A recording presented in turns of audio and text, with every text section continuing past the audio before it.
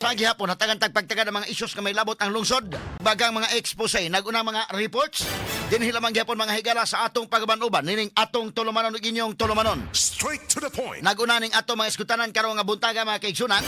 Atong hatagag pagtagad mga kahigalaan gumikan kay bagyo nga si Basyang.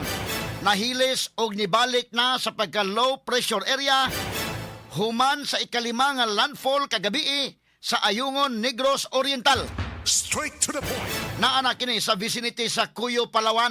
Straight to the Kataning point. pagtagad do butaga mahigala kay kalima gyud ni landfall si Basyang gikan sa Surigao del Sur, kaduha sa Bohol, sa Hagna ug sa Dawis, sa Alcoy sa Sugbo ug Ayungon sa Negros Oriental.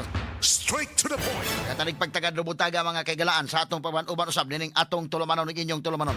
Straight to the point. Atol sa paghulga sa epekto sa bagyo, maabot og kapin sa 1,500 ka mga tawo ang napabalhin ngadto sa mga evacuation centers sa 12 ka mga LGU sa lalawigan sa Sugbo. Ubay-ubay sad mga higala nga mga dapit ang dinhi sa Sugbo nga gibahaan og nakasinati sa mga landslide.